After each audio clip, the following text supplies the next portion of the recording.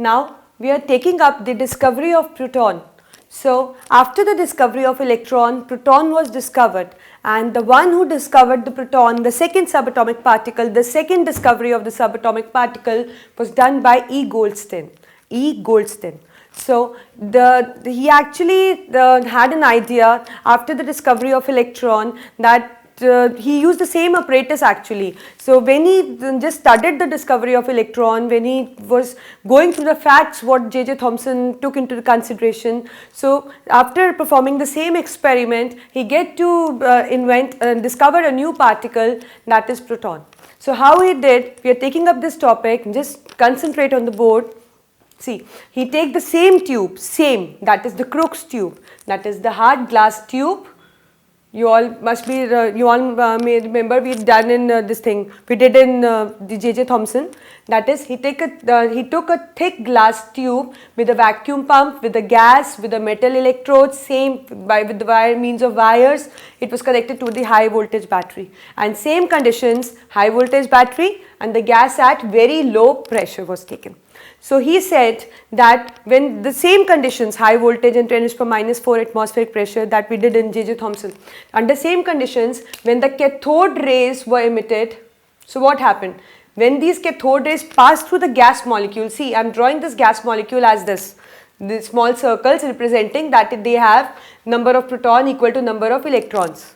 They are actually the gas atoms. So when these cathode rays were passing through this gas atom, what happened? They took along the electron present in them with the stream, means electrons present in those gas atoms went with the stream. What happens? So that means the atom become deficient in electrons, so that means which charge exceed? The positive charge. So that means when the cathode rays pass, they take the electron present in the gas atom along with them, leaving behind the gas molecules as positively charged particle.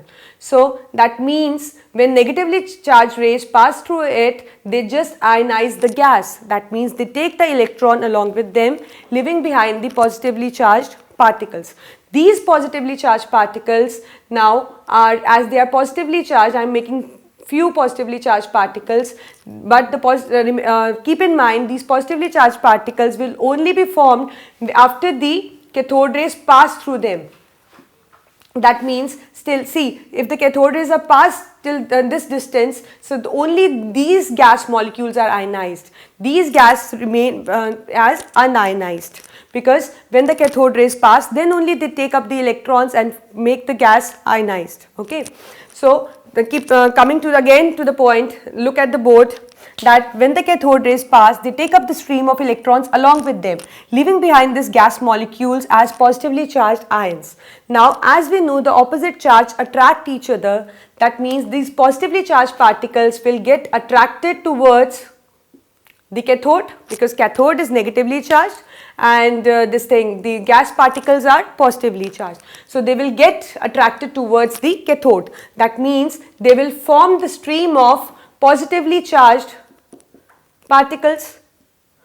So these stream of positively charged particles are further called as canal rays.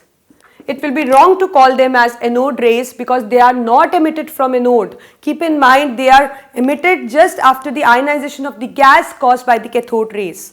So when the cathode rays ionize the gas, then only they become positively charged particles, then they start moving towards the cathode due to attraction, and then they form the oppositely charged, then they form the stream of positively charged particles, and these positively charged particles, the stream of positively charged particles is called as canal rays. Canal rays formed of positively charged particle, and that positively charged particle was called as proton. So this is how the E. Goldstein led to the discovery of the other subatomic particle proton. Now the question arises that is the mass of the proton similar to electron? Is the charge you already know it's not similar. Charge, because it forms a positive stream, it is the constituent of positive stream, and cathode electron was the constituent of the negative stream. So obviously proton is going to be positive charge. That means the charge of proton is positive, and as discovered by discovered by J.J. Thomson, that electron is negatively charged. So the proton, definitely the charge of proton is going to be positive now, because it is a constituent of positive stream particle, positive stream rays that was passing. And now coming on to the mass and charge to mass ratio. So the mass and charge to mass ratio was found to be different for different gas taken. As you all remember, I think I told you that in case of cathode rays, the charge to mass ratio and even mass was irrespective of the gas taken and the metal electrodes taken. But in this case, the charge or mass or charge to mass ratio for proton was different for different gases. It is very important. Don't forget it, that the properties of cathode rays are irrespective of the gas and the metal electrodes, but the properties of the anode, that means the mass, charge to mass ratio and the mass, depend upon the gas taken in the discharge tube. So it was found to be different for different gases. So when further experiments were performed, they saw that the E. Goldstein found that it was minimum in case of hydrogen gas. It was minimum for the case of when the hydrogen was taken in the Crookes tube. So the mass or the mass of the hydrogen was considered as the mass of the proton, that is 1.6 into 10 raised to power minus 27 kg, which is almost similar to the mass of the hydrogen atom. As we take it for hydrogen only, so it is similar to the mass of the hydrogen atom. And the charge is of the same magnitude as the electron has, that is 1.6 into 10 raised to power minus 19 coulomb. The difference lies that it was negatively charged and it is positively charged. And the charge to mass ratio was also different, that is 9.5 into 10 raised to power 4 coulomb per grams.